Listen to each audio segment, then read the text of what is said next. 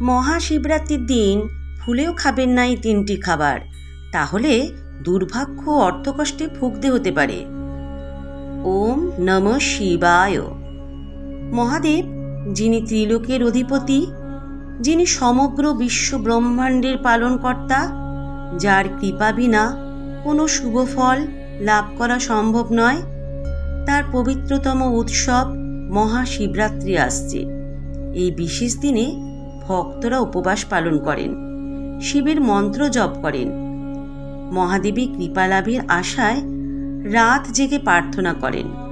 কিন্তু জানেন কি, শিবরাত্রি দিনে কিছু বিশেষ খাবার খেলে তা আপনার জীবনে দুঃখ, কষ্ট ও অর্থ সংকট নিয়ে আসতে পারে।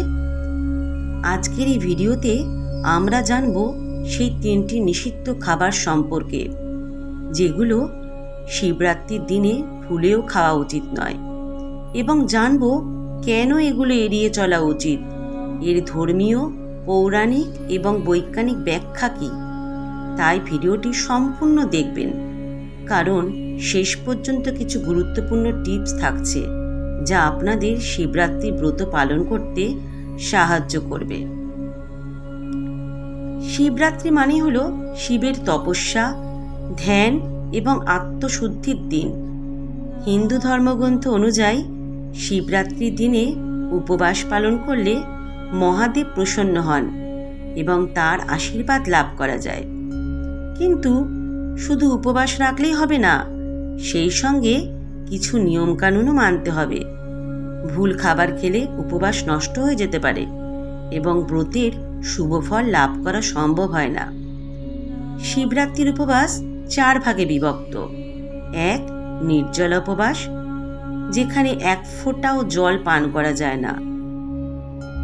ফলাহার উপবাস, যেখানে শুধু ফল ও দুধ গ্রহণ করা যায়। 3 নম্বর সাধারণ উপবাস, যেখানে সাত্ত্বিক আহার গ্রহণ করা হয় কিন্তু নিষিদ্ধ খাবার এড়িয়ে চলতে হয়। এবং 4 নম্বর আংশিক উপবাস, যেখানে নির্দিষ্ট সময়ে নিরামিষ খাবার খাওয়া যায়। এখন প্রশ্ন হলো, কোন খাবারগুলো মহাশিবরাত্রির দিনে নিষিদ্ধ? চলুন একে একে জেনে নেওয়া যাক। প্রথম যে খাবারটি মহাশিবরাত্রির দিনে ভুলেও খাওয়া উচিত নয়, তা হলো পেঁয়াজ ও রসুন। কেন? কারণ এগুলো হিন্দু শাস্ত্র অনুসারে তামসিক খাবার হিসেবে বিবেচিত। শিবরাত্রির দিনে আমাদের মন, দেহ এবং আত্মাকে পবিত্র রাখতে হয়, কিন্তু পেঁয়াজ ও রসুন আমাদের দেহে রজগুণ ও তামগুণ বৃদ্ধি করে, যা আমাদের শুদ্ধ চিন্তাভাবনা ব্যাহত করতে পারে। হিন্দু ধর্মগ্রন্থ অনুসারে রসুন ও পেঁয়াজের উৎপত্তি অত্যন্ত অশুভ এক ঘটনা থেকে। কথিত আছে, সমুদ্র মন্থনের সময় যখন অমৃত বের হয়েছিল, তখন দানব রাহু ছল করে অমৃত পান করতে গিয়েছিল। ভগবান বিষ্ণু তখন তার সুদর্শন চক্র দিয়ে রাহুর গলা কেটে দেন। সেই সময় রাহুর শরীর থেকে কিছু অংশ মাটিতে পড়ে যায় এবং সেখান থেকে পেঁয়াজ ও রসুন জন্ম নেয়।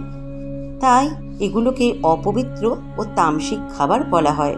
পেঁয়াজ ও রসুন হজমের জন্য অত্যন্ত ভারী এবং এটি শরীরে অতিরিক্ত তাপ উৎপন্ন করে।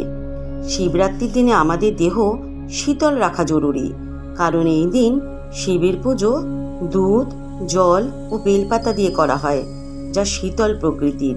তাই পেঁয়াজ ও রসুন এড়িয়ে চলা উচিত।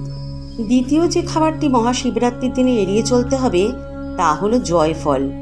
জয়ফল আয়ুর্বেদিক গুণসমৃদ্ধ একটি মশলা, তবে এটি ব্রত বা উপবাসের জন্য উপযুক্ত নয়। পুরাণ মতে জয়ফল একটি রহস্যময় ফল, যা অতিরিক্ত গ্রহণ করলে মন বিশ্লেষণ ঘটাতে পারে। প্রাচীন ঋষিমুনিরা বলতেন, জয়ফল গ্রহণ করলে এটি মনের স্থিরতা নষ্ট করতে পারে এবং মোহভ্রম সৃষ্টি করতে পারে।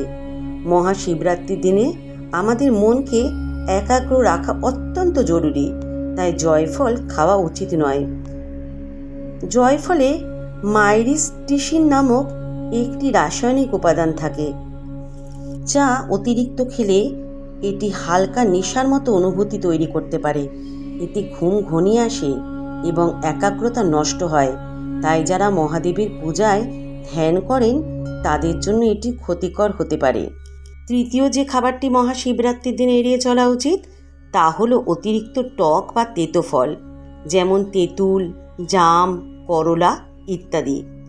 হিন্দু বিশ্বাস অনুযায়ী অতিরিক্ত টক খাবার খেলে মন বিষণ্ণ হয়ে যায় এবং এটি শিবের উপাসনার পথে বাধা সৃষ্টি করে।